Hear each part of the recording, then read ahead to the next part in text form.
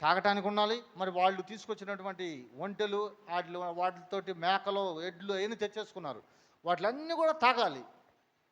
మరి ఎంత నీళ్లు కావాలి, ఎంత వాటర్ కావాలి. ఒక బిల్డరు ఒక అపార్ట్మెంట్ కడుతున్నాడంటే, ఒక బిల్డరు ఒక అపార్ట్మెంటు, మీకు తెలుసు కదా, అపార్ట్మెంట్లో ఒక 30 కుటుంబాలు కానీ ఒక 20 కుటుంబాలు, ఒక అనుకుందాం చిన్న ఒక 10 కుటుంబాలు అనుకుందాం మీకు అర్థమయ్యేలాగా. ఒక 10 కుటుంబాలకు కట్టాల్సినటువంటి ఇల్లు కడితే బిల్డరు ఎలాంటి ట్యాంక్ పెడతాడు పైన? Water tank.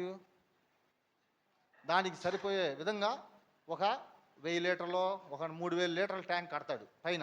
ఎందుకు? ఒకసారి మోటార్ వేస్తే ఫుల్ అయిపోద్ది, మళ్ళీ సాయంత్రం ఒకసారి మోటార్ అయితే మళ్ళీ ఫుల్ అయిపోద్ది, మధ్యలో పొద్దు ఆకలి వేయడానికి కుదరదు, కరెంటు కూడా లాగేసిద్ది.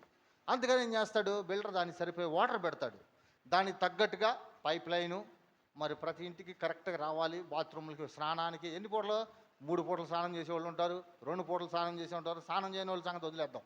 మరి వాళ్ళకి అన్ని రకాలుగా ఫుడ్కి ఎంత, అంట్లు కడుక్కోవడానికి ఎంత వాటర్ క్యాలిక్యులేషన్ మీద కడతాడనమాట. అలానే ఇక్కడ అరణ్యములో దేవుడు కూడా వాళ్ళకి నీళ్లు ఊగుతాయి. ఇప్పుడు మనం చూస్తూ ఉంటాం, కొన్ని కొండల్లో నుంచి నీళ్లు వస్తూ ఉంటాయి.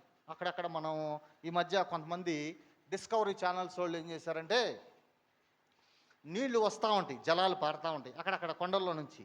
ఈ పారుతున్నప్పుడు మనం అనుకుంటాము, ఒరే భలే పారుతున్నాయి నీళ్లు. కొంతమంది అక్కడ బొమ్మలు పెట్టేసి విగ్రహారాధన కూడా చేస్తూ ఉంటారు, బొమ్మలు పెట్టి, ఓ మా ఏదో పేరు పెట్టుకొని, ఏదో ఒక పేరు. సరే, అయితే అట్లా నీళ్లు ఉబ్బుకుతూ ఉన్నప్పుడు వీళ్ళు తృప్తి పొందారు నీళ్లు. సరే, నీళ్ళు వచ్చేసినాయి. ఇక్కడ మనం చూసినట్లయితే ఆ నీళ్లు కాలువలే పారెను, ఆయన ఆహారం ఇవ్వగలడా? రెండో పాయింట్ మళ్ళీ చూడండి, ఎట్టగట్ట నీళ్లు తాగారు, నీళ్ళు అయిపోయినాయి. నీళ్ళు తాగిన తర్వాత మళ్ళీ ఏమనిపించింది? మనం అంతటితో ఉండంగా మనకు నెక్స్ట్ మళ్ళీ ఏమేస్తాము? మనకు నెక్స్ట్ ఏం కావాలి? నీళ్ళు తాగిన వెంటనే ఆహారం కావాలి కంపల్సరీగా. ఆహారం ఇవ్వగలడా అని ప్రశ్నలు వేస్తున్నారు. ఇక్కడ క్వశ్చన్ మార్క్ ఉంది చూడండి. అయితే ఆయన ప్రజలకు మాంసమును సిద్ధపరచగలడా అని వారు చెప్పుకొనిరి.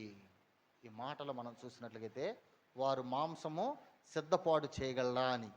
చూడండి, మనము చదువుకున్నటువంటి వాక్య భాగంలో మనం చూసినట్లయితే దేవుడు ఎంత కృపాసత్య సంపూర్ణుడో ఆయన మనకి ఇచ్చే దేవుడుగా ఉన్నాడు.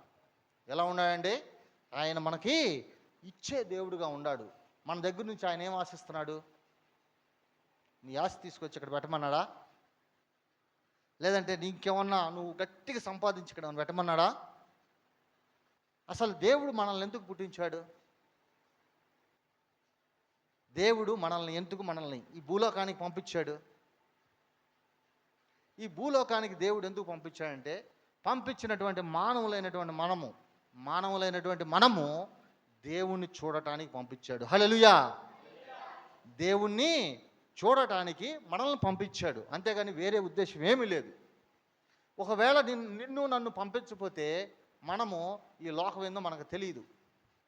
ఈ లోకం ఏందో మనకు తెలియదు, నెంబర్ 1. దానికి ముందు దేవుడెవరో మనకు తెలియదు. దేవుడెవరో మనకి తెలియదు. కానీ మన పుట్టుక అనేది దేవుని యొక్క సృష్టిలో ఒక భాగముగా దేవుడు మనం అనుకొని బయటికి రాలా. దేవుడే ఆయన కృపను బట్టి మనల్ని ఆయన ఈ లోకానికి పంపించాడు. ఎంత ప్రేమ కలిగిన దేవుడు మన దేవుడు చూడండి. హల్లెలూయా, హల్లెలూయా.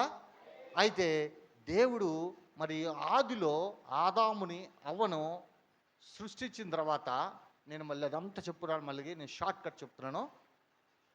సృష్టించిన తర్వాత వాళ్ళిద్దరూ ఎక్కడున్నారండి? ఒక తోటలో ఉన్నారు. ఎక్కడున్నారు?